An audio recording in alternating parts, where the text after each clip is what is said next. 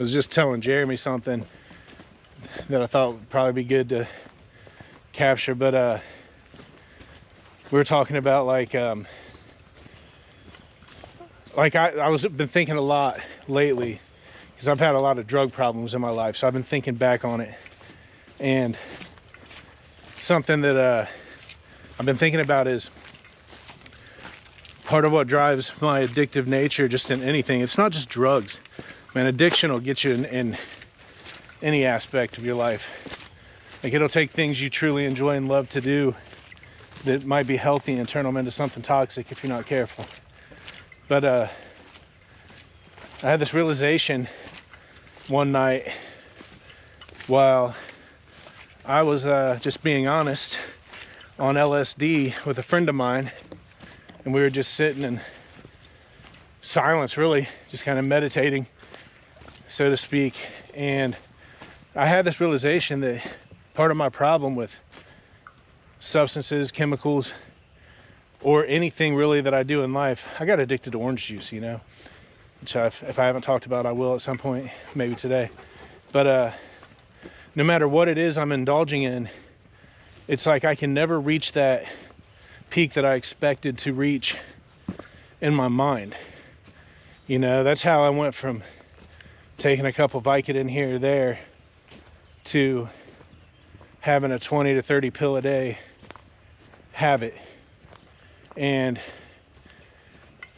as time goes on, I'll talk more about what it takes to support a 20 to 30 pill a day habit when these pills sell for 5, 6, 7, 8, 9, 10, 11, 12, 13, 14, 15, 16 dollars. Like, it's amazing what you'll find yourself paying for these things.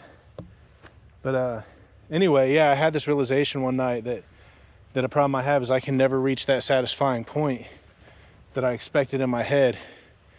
And I think that kind of what I've made from that, what I've drawn from that and applied is to be okay with the unexpected and to actually embrace the unexpected.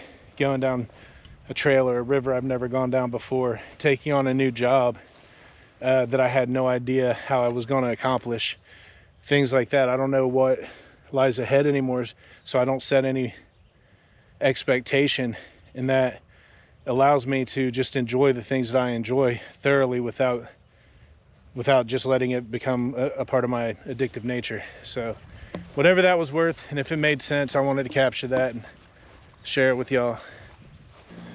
You know, earlier I was talking about how you go from a few Vicodin here and there to like a 20 to 30 pill a day habit. And I mentioned something about what it takes to even maintain that lifestyle. But I was just thinking while I was walking, I actually use this for motivation in a weird way. But I was thinking as I was walking, like, one of the things I'll share with you, a couple of things, is one, I was scrapping metal like mad. Anywhere I could find metal, I was piling it up at my house on a trailer, picking it up, like doing all kinds of hard work. I remember one time I took my buddy Shantae, shout out Shantae if you're watching, man, hey, comment in this, bro. But I remember I took him with me one time, and we were done. He was like, don't ever ask me to do some shit like that again.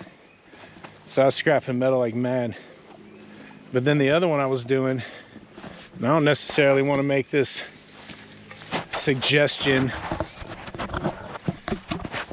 for someone in order to support a self-destructive habit, but I will make this suggestion, or I will tell this story because it's really just a good idea for anybody who could use some extra money. But another thing I would do, and I collect a lot of metal like this too, is I would go on Craigslist, and they have a free section, and I would just scour that all night long sometimes and find good stuff. Like, I would get sometimes like wood burning stoves for houses, like inserts and things like that I'd be able to turn around and sell for $400 or $500 that somebody just set out on their curb, and nobody really would probably want to pick up because they're so heavy. But we'd go get them, or I'd go get them. And yeah, I was able to make a significant amount of money doing stuff like that. I had my garage just packed full of stuff. I'd go to yard sales and garage sales and stuff like that, and I'd buy cheap stuff and just stockpile it in my garage until and I could list it on Craigslist or find somebody to sell it to. So I did that, man. I put a lot of effort in, and what I'm getting at is one of the things that got me motivated to start doing stuff is I started really thinking about how much work I was putting in to supporting my pill habit, how it kept me running all the time. Well, I was like, man, if I had the energy back then to put in the work and support a 30 pill a day habit, you know, 30 being a high day, 20 being a low, then I could do that same thing in something positive. I've got that energy. That energy's there. That drives in me.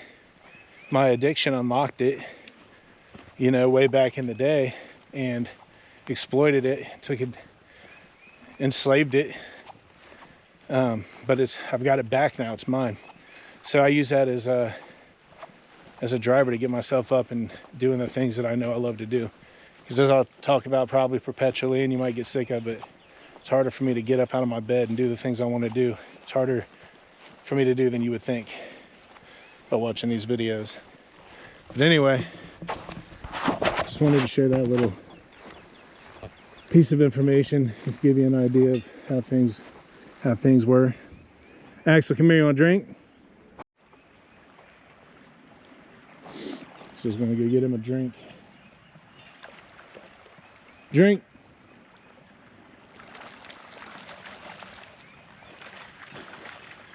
You can drink, buddy. I don't know, maybe he's not thirsty. I don't know how he could not be thirsty.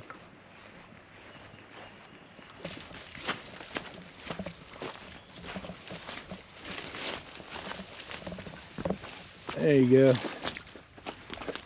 Definitely gross and sloshy back here, that's for sure.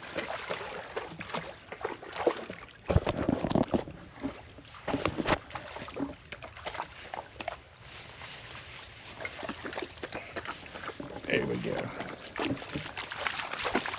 Yeah, get out there in that fresh water, buddy.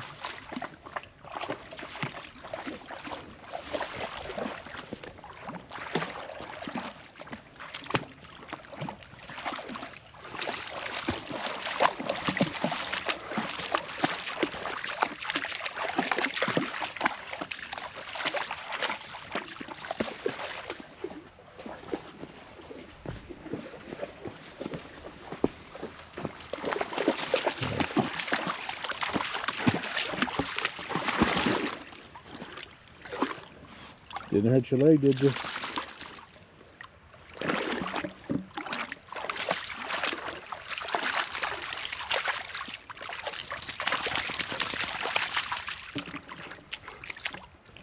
That enough for you?